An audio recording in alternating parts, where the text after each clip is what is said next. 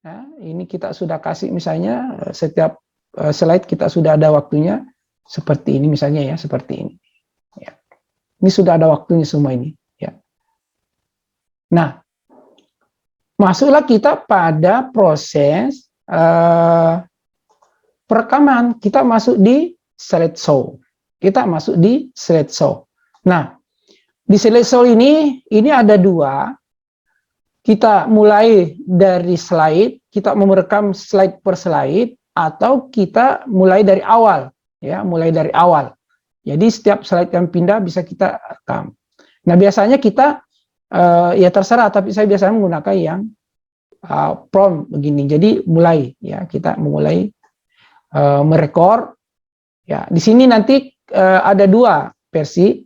Ya kita mau merekam dengan menggunakan narasi suara ataukah hanya slide?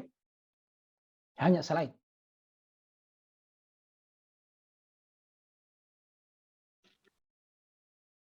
Bismillahirrahmanirrahim. Assalamualaikum warahmatullahi wabarakatuh. Jumpa kembali dengan saya di channel Etsap Kreatif dalam rangka membahas salah satu materi ajar, ya materi ajar pada mata kuliah perencanaan pembelajaran. Dan kali ini saya coba memadukan bagaimana mendesain ya pembelajaran atau paling tidak membuat video pembelajaran dengan memanfaatkan fasilitas yang sangat sederhana. Ya, kalau sebelumnya kita sudah bagaimana mendesain materi-materi ajar dalam bentuk PowerPoint, PPT, ya. Nah, kita bagaimana memanfaatkan apa yang kita sudah desain itu untuk bisa menjadi sebuah produk video pembelajaran yang bisa menjadi alat bantu kita dalam menyampaikan pembelajaran itu sendiri. Nah, kali ini saya mencoba memanfaatkan fasilitas yang ada pada PowerPoint itu sendiri untuk bagaimana merekam video, ya, atau membuat video dari hasil desain kita pada PowerPoint atau hasil desain materi kita pada PowerPoint. Nah, selengkapnya seperti berikut ini. Ya, jadi yang perlu diperhatikan adalah kita memanfaatkan sebenarnya hasil desain yang selama ini atau yang sudah kita desain di PowerPoint. Contoh misalnya di salah satu materi yang ada dalam mata kuliah perencanaan pembelajaran adalah bagaimana merencanakan sebuah RPP atau rencana pelaksanaan pembelajaran. Coba, nah itu yang seperti ini misalnya, kalau misalnya kita sudah punya desain seperti ini, ya, ini kita sudah punya desain seperti ini. Saya sudah mendesain sebenarnya RPP seperti ini, ya. Artinya materi ajar saya dalam bentuk persentase PowerPoint seperti ini. Nah, kalau saya membawakan secara luring, tidak ada masalah karena kita berada dalam kelas. Tapi bagaimana kalau saya mau menyampaikan dalam bentuk daring misalnya? Boleh jadi misalnya saya menggunakan fasilitas aplikasi yang ditawarkan di beberapa di beberapa LMS yang ada. Misalnya kita di LMS yang biasa kita gunakan di Samoke adalah Gmeet, ya, Google Meet. Nah, ini bisa saja saya langsung berbagi layar atau share screen misalnya tetapi kekurangannya ya pada saat itu bisa kita menyimak secara bersama-sama. Tapi untuk atau mengulang kembali ini yang membutuhkan apa namanya sesuatu yang kita harus desain. Nah, anggaplah ini saya mau jadikan video pembelajaran dengan menggunakan fasilitas yang ada pada PowerPoint itu sendiri. Dan anggaplah ini kita sudah desain seperti ini. Saya sudah desain seperti ini misalnya. Sampai beberapa sheet. Ini sampai terima kasih. Ini sheet ke-20. Sheet ke-20. Ya betul ya, sheet ke-20. Ya. Nah, sheet pertama ini ya. Nah, bagaimana mencoba mendesain ini supaya menjadi rekaman ya, hasil rekaman menjadi video nantinya. Nah, sebenarnya ya ada dua, bisa kita bentuk dalam apa namanya, kita desain dulu animasinya ya, desain dulu animasinya. Setiap ini mendesain animasinya kan sangat gampang. Kita masuk saja di misalnya di ya, kita masuk di sini ya, kita masuk di sini.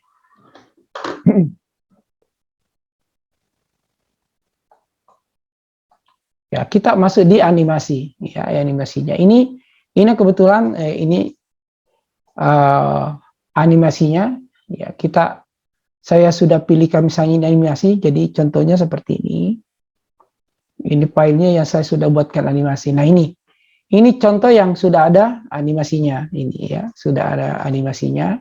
Kalau misalnya saya slideshow, nah ini ada animasinya seperti ini. Ya. Jadi ada animasinya seperti itu. Nah, ini sudah animasinya. Nah, tinggal kita nanti mau memanfaatkan animasi ini, kita mau kasih durasi waktu juga bisa, atau kita secara manual juga bisa kita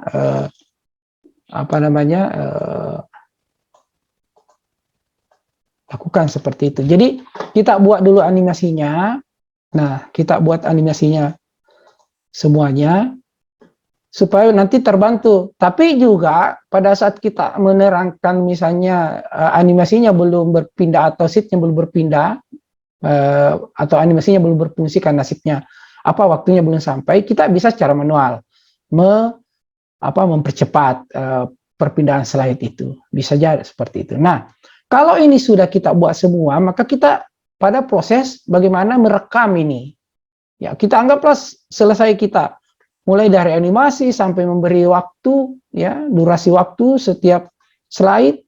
Nah, ini kita sudah kasih misalnya setiap slide kita sudah ada waktunya seperti ini misalnya ya, seperti ini. Ya. Ini sudah ada waktunya semua ini. Ya. Nah, masuklah kita pada proses perekaman. Kita masuk di slideshow. Kita masuk di slideshow. Nah, di slideshow ini ada dua. Kita mulai dari slide, kita merekam slide per slide, atau kita mulai dari awal, ya, mulai dari awal. Jadi setiap slide yang pindah bisa kita rekam. Nah, biasanya kita ya terserah, tapi saya biasanya menggunakan yang prompt begini. Jadi mulai, ya, kita mulai merekor. Ya, di sini nanti ada dua versi. Ya, kita mau merekam dengan menggunakan narasi suara ataukah hanya slide. Hanya slide. Terserah kita. Nah, yang saya kasih contoh nanti adalah saya menggunakan narasi. Jadi dua-duanya saya centang.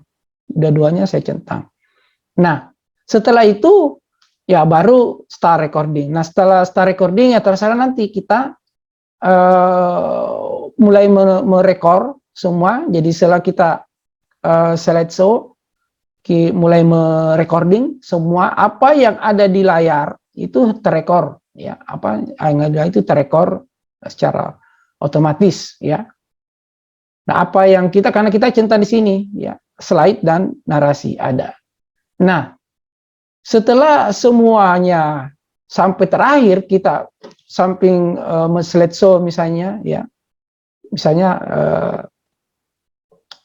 seperti ini saya rekor misalnya. Nah, seperti ini kan sudah terekor, ini sudah terekor ya apa yang saya omongkan ya. Ini sudah terekor. Nah, buktinya dia terekor ya. Bukti dia terekor, kita lihat di sini bahwa tandanya kalau dia terekor ada ini. Ada tanda loudspeaker ya, tanda loudspeaker. Ini ada tanda speaker. Nah, tadi saya sebelum pindah di sini kan ini kan belum ya, belum terekor ini. Belum ada audio di dalamnya karena belum terekor tadi. Ya. Tapi secara utuh recordingnya seperti ini. Ya, saya sudah rekor tadi ya sebelumnya. Jadi ini sudah sampai di terakhir ini sudah ada rekornya. Ya, sudah terekor semua, sudah direkam semua, sudah ada hasil rekamannya semua.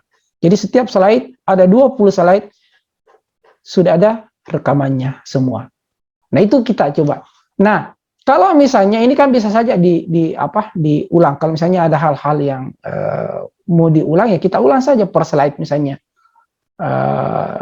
Kita mau perbaiki kata-kata kita boleh, dalam masalah kita edit lagi setiap ya. Sebelum kita jadikan video. Nah, langkah berikutnya langkah berikutnya karena ini nanti hasilnya bisa dilihat ya. Saya akan sambung hasil rekaman saya di video jadi video ya. Ini hasil rekamannya nanti ada setelah ini menggunakan PowerPoint. Nah, pada saat selesai semua ini kan semua sudah ada ya. Coba kita buktikan ya. Ini kalau ini kan sudah ada semua.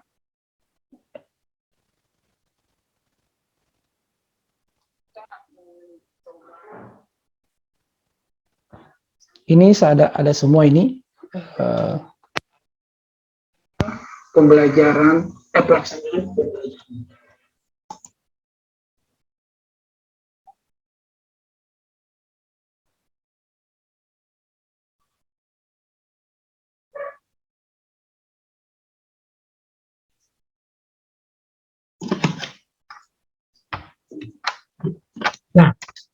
Nah, itu tadi ya hasil rekaman per slide. Jadi ini semua ada penjelasan kita rekam pakai suara kita sendiri. Nah, sekarang gilirannya bagaimana save? Ya gampang sekali sebenarnya kalau kita dijadikan video, ya dijadikan video. Jadi nanti kita langsung file, kemudian kita save as. Nah, di save as kita mau simpan di mana itu hasilnya? Mau simpan di mana di situ? Nah, mau simpan misalnya di sini, kebetulan tadi ini saya sudah rekam dan ini sudah ada di videonya ya, sudah ada videonya tadi dan ingat bahwa ini bukan lagi PPT ya, bukan lagi PPT, tapi kita rubah menjadi video ya, kita rubah ekstensinya menjadi video. Jadi kita cari di sini, ini ada MP4 video, jadi ekstensinya MP4.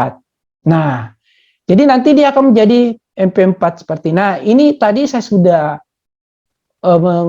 merekor dalam bentuk video, jadi saya sudah save as jadi video. Jadi ini rencana pelaksanaan pembelajaran.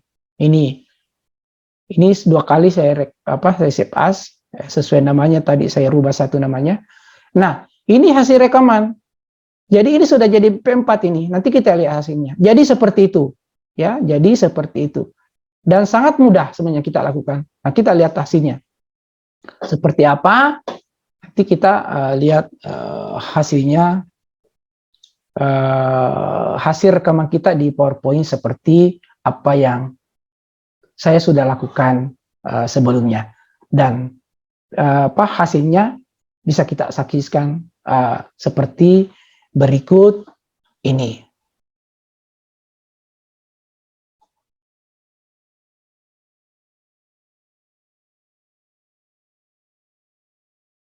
Kita mencoba merancang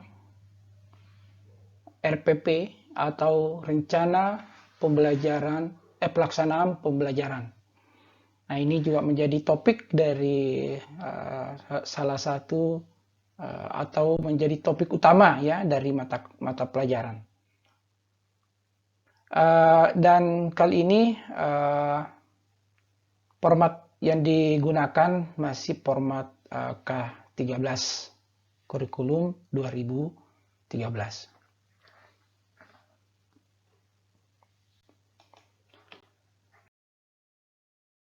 Adapun yang menjadi tujuan pembelajaran dari perancangan rencana pelaksanaan pembelajaran ini, yang pertama itu bagaimana menjelaskan pengertian RPP, menjelaskan prinsip-prinsip penyusunan RPP, menjelaskan komponen RPP, menjelaskan ketentuan penyusunan RPP, mendeskripsikan langkah-langkah penyusunan RPP, menyusun RPP mengacu pada kegiatan hasil pembelajaran sebelumnya, dan menilai kelayakan sebuah RPP.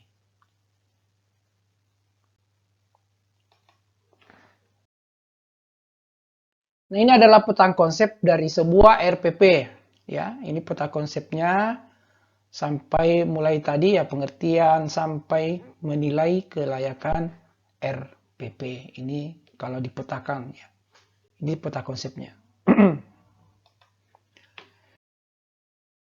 Nah, sebenarnya apa yang menjadi hal yang penting dalam perencanaan dari sebuah pembelajaran yang dikemas dalam RPP, bahwa sebenarnya rencana kegiatan pembelajaran tatap muka untuk satu pertemuan atau lebih. Ya, ini masih tatap muka. Sebenarnya RPP rancangan yang terbaru karena ini sudah dunia maya, maka kalau di perguruan tinggi di RPS itu memang sudah ada di situ luring dan daring di RPS-nya, ya. Ya, rencana pembelajaran semester, ya. Dan dilaksanakan di kelas, ya, di kelas teori atau kelas praktek atau di dunia kerja. Itu pengertian dari perancangan dari sebuah RPP.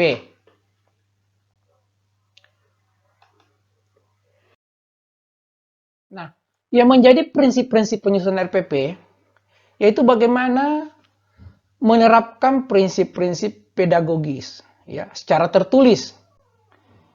Nah, ini pedagogis ini sebenarnya bagaimana melihat secara utuh ya karakteristik secara tertulis ya dari sebuah proses. Nah, ini untuk direalisasikan dalam kegiatan pelajaran sehingga nanti peserta didik itu dapat memperoleh pengalaman belajar yang efektif. Karena di sini juga mengembangkan sikap, ya, pengetahuan dan keterampilan sesuai dengan tujuan pelajaran yang telah ditetapkan. Jadi ada yang menjadi hal dari prinsip penyusunan ini karena itu sudah terpolah ya, dari secara tertulis. Jadi kita sudah bisa memperkirakan bahwa apa yang kita inginkan, apa yang kita kerjakan atau apa yang kita alami dalam sebuah proses itu sudah kelihatan dan sudah terbaca di RPP. Baik itu kegiatan untuk guru maupun untuk kegiatan untuk peserta didik. Dan itu bisa mengembangkan sikap, pengetahuan dan keterampilan sesuai dengan capaian-capaian dari sebuah kompetensi yang ingin diajarkan.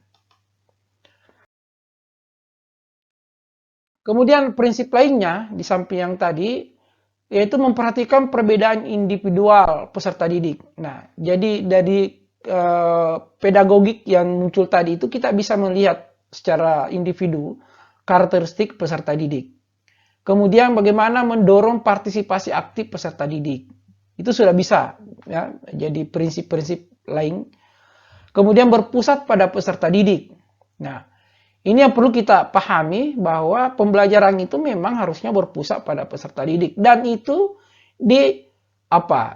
secara tertulis kelihatan di dalam rencana pelaksanaan pelajaran. Jadi format yang sudah ada di situ kita tinggal bagaimana mengimplementasikan di lapangan.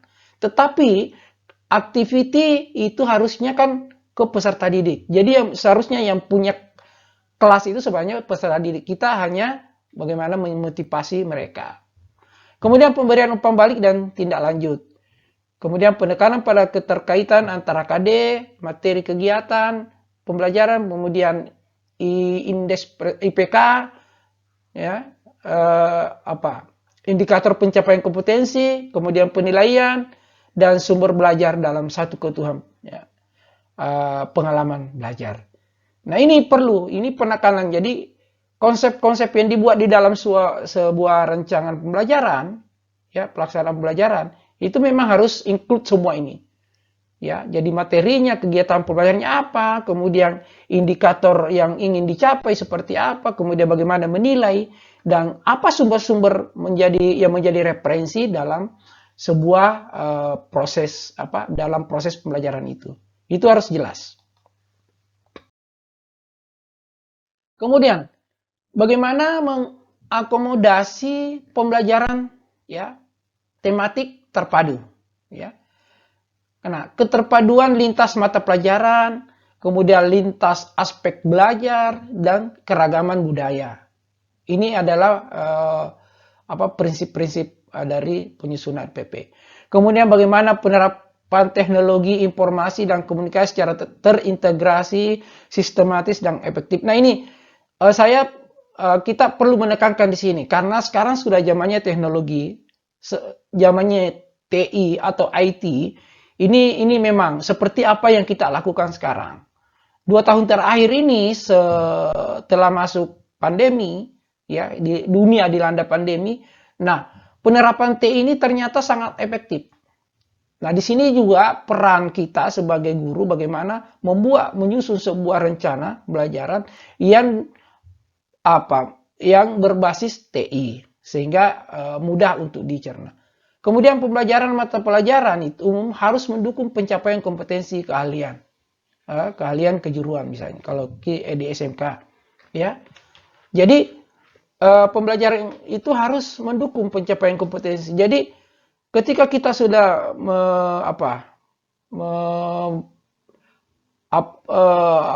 istilahnya menentukan indikator pencapaian bahwa saya akan mencapai ini, maka proses pembelajaran itu harus mendukung.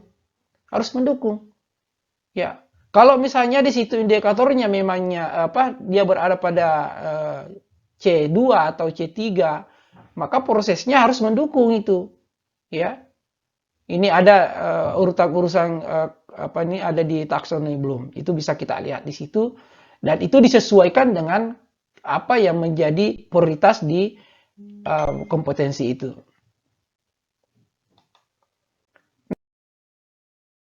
Bagaimana ketentuan penyusunan RPP? Penyusunan RPP dilakukan sebelum awal semester atau awal tahun pelajaran dimulai. Kenapa ini memang penyusunan RPP sebenarnya ini kalau kita sebenarnya sudah memiliki dari semua mata pelajaran yang kita bina atau kita ampu dan semua indikatornya sudah sudah mewakili semua kebutuhan peserta didik berdasarkan karakteristik peserta didik, maka sebenarnya yang dilakukan adalah bagaimana setiap semester itu kita mengevaluasi, ya, kita mengupgrade hal-hal yang terbaru. Ya, jadi memang disiapkan sebelum kita mulai pembelajaran. Kemudian dibuat ya ini tanggung jawab guru, ini tupoksi guru, ya harusnya memang secara individu atau bahkan kalau ada kelompok itu bisa ya memiliki memiliki indikator yang sama atau ya di dalam perkumpulan guru mata pelajaran kah atau bidang studi itu bisa membuat secara bersama-sama. Tetapi nanti yang bertanggung jawab ya tetap individu guru. Difasilitasi dan disupervisi setiap saat oleh kepala sekolah, ya sebagai leader di di sekolah itu. Ataukah guru senior, ya yang memang sudah punya banyak pengalaman. Atau bisa juga dibuat dalam komunitas MGMP ya, antar sekolah yang sama ya, yang sama bidang studinya, atau antar wilayah, kemudian dikoordinasi oleh pengawas atau dinas pendidikan. Ini malah lebih bagus supaya nanti arah itu dalam satu kedinasan atau satu kabupaten itu materinya sama, perlakuannya sama, penilaiannya sama. Sehingga sebenarnya kemampuan kita sebagai guru untuk bagaimana mengimplementasikan apa yang ada di RPP. Kemudian, dalam mengembangkan RPP, ya guru harus memperhatikan silabus, buku teks, peserta didik, dan buku guru. Ya, jadi silabus ini menjadi patokan dari pembuatan RPP. Bagaimana kita kembangkan? Karena di silabus itu sudah secara umum sudah tergambarkan semua di situ. Kemudian harus ada penunjang referensi yang digunakan, yaitu buku teks dan guru. Sehingga buku guru. Sehingga nanti pada saat proses berlangsung, semua fasilitas itu sudah ada. Ya, tentu ya kita menyusun berdasarkan kompetensi dasar yang ada, yang kita sudah tentukan. Atau subtema yang dilaksanakan satu kali pertemuan atau lebih. Ya. Jadi nanti yang dibuat dalam indikator-indikator itulah yang capaian yang paling mudah, paling kecil ya, yang bisa kita capai dalam satu kali pertemuan. Bahkan sebenarnya bisa saja lebih dari 2 indikator ketika memang tuntutannya tidak terlalu besar. Misalnya hanya dia berada pada kategori C1 ya, itu bisa saja indikator capaiannya bisa kita dalam satu kali pertemuan bisa kita capai 2. Tapi ada juga bisa jadi satu indikator kompetensi itu indikator pencapaian kompetensi boleh jadi kita bawakan dalam lebih dari satu kali pertemuan kalau memang muatannya implementasinya misalnya di situ sampai dengan misalnya masuk ke praktek. Itu kan bisa jadi kita lakukan lebih dari satu kali pertemuan. Apa yang menjadi ini komponen RPP yang ada dalam tulisan itu ya. Jadi ya kalau kita di format RPP ya ini komponennya mulai dari identitas sekolah ya, dan nanti ini kan ada formatnya ini. Kemudian mata pelajaran, kelas semester, materi pokok, alokasi waktu, tujuan. Ini gunanya sebenarnya untuk mengikat kita ya, untuk mengikat kita bahwa ini misalnya utamanya di sini. Ini alokasi waktu. Ini materi pokoknya ini berada di kelas mana. Kemudian tujuan pembelajarannya ini. Nah, kita tidak bisa lepas dari tujuan pembelajaran. Dengan alokasi waktu yang disediakan, nah kita susun. Kira-kira berapa indikator yang bisa kita jalankan pada alokasi waktu seperti ini. Nah, KD, kemudian indikator pencapaian kompetensi yang kita harus tentukan. Kemudian ya tadi materi, referensi, materi pembelajaran, metode yang digunakan, media pembelajaran, sumber belajar, langkah-langkah pembelajaran, penilaian hasil pembelajaran. Nah, di sini yang penting sebenarnya ini penting semua ini, mulai dari materi, metode pembelajaran, media, khususnya media pembelajaran. Ini media ini menentukan karena media ini alat bantu.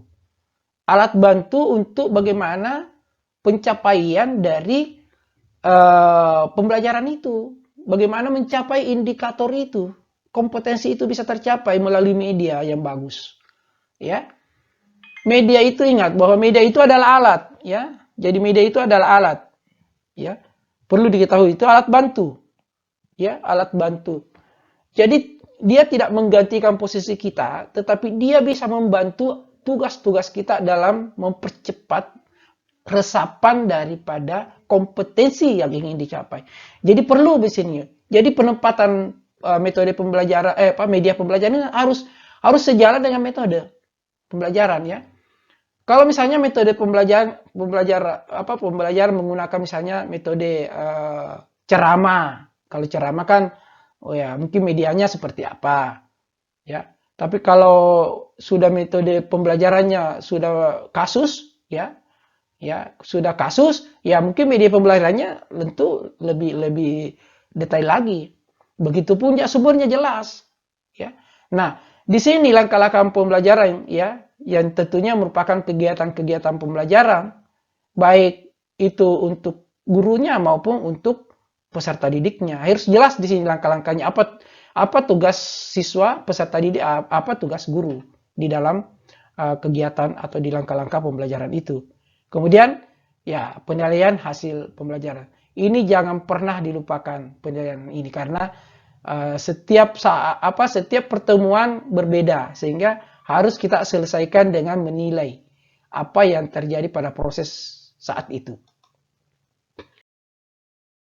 Nah, ini adalah format RPP-nya ya. Ini adalah format RPP rencana pelaksanaan pembelajaran. Ini sudah masuk dalam format ya, sudah masuk dalam format. Ya, apa yang tadi dijelaskan sebelumnya bahwa di situ ada nama sekolah sampai dengan alokasi waktu. Kemudian ya kompetensi intinya KI-nya KI 1 pengetahuan, KI 2 keterampilan. Kemudian KD-nya KD pada KI pengetahuan dan KD pada KI keterampilan. Apa kompetensi dasarnya di kompetensi pengetahuannya. Tentu ini merujuk kepada taksonomi Bloom ya. Ada yang revisi itu sudah dibagi 3. Ada untuk capaian afektif, ada kognitif dan ada psikomotorik. Itu sudah ada semua KKO-nya, kata kerja operasionalnya. Kita tinggal menyesuaikan yang mana cocok dengan kompetensi dasar yang kita akan lakukan. Ini kemudian ya kegiatan pembelajaran. Nah ini tadi kegiatan pembelajarannya ya untuk pertemuan pertama, kedua dan seterusnya. Nah kegiatan inti di sini tentu di sini keterlibatan guru dan peserta didik. Ini kegiatan pembelajaran. Kegiatan guru apa? Kegiatan siswa apa? Itu harus dirinci di situ. Biasanya menggunakan tabel. Nah, kemudian media yang digunakan ya disesuaikan tadi ya, alat bahan dan sumber belajar disesuaikan dengan indikator apa yang kita capai ya. Penilaian saya kira ini tidak boleh tertinggal karena penilaian pembelajaran kalau misalnya mau tuntas, kalau tidak kita biasanya kan menentukan nilai ketuntasan ya nilai ketuntasan dalam sebuah proses. Jadi guru harus berani menentukan ya berapa KKM-nya dari sebuah proses itu. Kalau misalnya tidak mencapai ada namanya remedial ya, dan ada pengayaan. Kemudian bagaimana menilainya? Ya itu teknik penilaiannya. Bisa saja penilaian portofolio atau banyaklah teknik-teknik penilaian yang kita gunakan disesuaikan dengan kompetensi yang kita bawakan. Nah, saya kira ini format terakhir ini biasanya bersusun. Nanti coba kita contoh nilai-nilai yang format-format yang sudah jadi dalam sebuah mata pelajaran. Nah, sekarang langkah penyusunan RPP. Ya, tentu sebelum kita menyusun RPP harus menganalisis program semester apa ya. Jadi apa program-program semester yang akan kita capai pada semester itu. Itu kita analisis dulu. Nah, analisisnya apa? Analisisnya tentu yang berdasarkan pada peserta didik. Ya, tadi kan sudah kita bagaimana mengetahui karakteristik peserta didik. Nah, itu harus jadi kita melihat juga dari sana. Kemudian sumber-sumber belajar juga kita harus pahami apa yang tersedia. Nah, itu semua yang harus kita analisis. Ya, kemudian kita kembangkan RPP. Jadi RPP ini tadi saya sudah katakan bahwa boleh jadi tinggal kita mengupdate ya setiap semester melihat apa perubahan-perubahan, apa kekuatan, apa kelemahan-kelemahan yang masih terjadi pada proses sebelumnya, ya. Dan itu yang kita kembangkan. Nah, bagaimana menganalisis? Nah, ini dikembangkan berdasarkan alur pencapaian kompetensi. Apa maksudnya? Jadi bagaimana menentukan urutan kompetensi dasar per semester yang dikembangkan berdasarkan silabus. Ya, jadi misalnya kalau misalnya ekspektasi kita di program semester itu sampai pada misalnya pengembangan sebenarnya C sekian misalnya, atau pada masuk pada ranah keterampilan. Nah, tentu kita harus melihat, ya, membuat alur sampai ke sana, kira-kira apa yang harus dikuasai dulu peserta didik. Ya, kita analisis dulu. Ya. Nah, juga dilakukan bagaimana alokasi waktu. Karena ini sangat menentukan alokasi waktu ini. Kita dibatasi oleh waktu dalam satu semester. Ya, dalam satu semester ya paling kita durasinya sampai 16 minggu. Ya, 16 minggu, 14 sampai 16 minggu efektif. Ya, itu coba kita mendesain kira-kira kegiatan-kegiatan apa yang bisa terlaksana dengan alokasi waktu per minggunya. Nah, ini contoh bagaimana saat kita menganalisis. Ini adalah format untuk menganalisis. Ini hasil analisis dari silabus. Ya, misalnya menerapkan pengetahuan pengelolaan di KD 32, ya KD 42 misalnya di kompetensi dasar ini. Kemudian materi pembelajarannya ini, kegiatan pembelajarannya misalnya, oh ini cocok dengan teori menggunakan model discovery learning misalnya. Ya, kemudian yang kedua karena menyajikan hasil pengelolaan informasi digital melalui pemanfaatan perangkat lunak. Nah, ini materi pelajarannya pengelolaan informasi digital melalui komunikasi daring sinkron. Ini praktek misalnya, dan seterusnya. Kita analisis dan nanti inilah yang dijadikan dasar untuk membuat indikator-indikator tadi itu. Nah, setelah itu barulah kita mengembangkan RPP. Jadi format yang sudah mengacu pada format yang sudah ditentukan tadi, kemudian juga berdasarkan hasil analisis SKL, ya, standar lulusan, kemudian KI-nya, kompetensi inti, kemudian kompetensi dasar, kemudian indikator pencapaian kompetensi, ada tujuan pembelajaran dan silabus yang sudah dilakukan. Nah, ini hasil analisis kemudian kita kembangkan dalam bentuk RPP. Saya kira itu materi yang perlu kita pahami dari dari bagaimana mendesain RPP. Walaupun ini secara singkat, tapi secara utuh mungkin kita bisa lihat dari hasil atau melihat dari format RPP yang sudah terrealisasi. Ada contoh-contoh, berapa contoh yang sudah terrealisasi dalam format yang seperti ini, ya, karena yang namanya kurikulum kan berubah setiap saat, ya, cepat sekali berubah. Sekarang sudah ada kurikulum 21 yang satu lembar, RPP satu lembar. Nah, tapi nanti kita coba singgung. Sekarang yang kita singgung coba yang sudah yang sudah biasa kita lakukan. Baik, saya kira itu untuk perancangan sebuah RPP atau rencana pelaksanaan pembelajaran. Nah, itulah tadi hasil rekaman video pembelajaran dengan menggunakan PowerPoint yang ada, yang kita disesuaikan dengan desain presentasi kita di PPT. Nah, ini sangat gampang kita lakukan sebenarnya.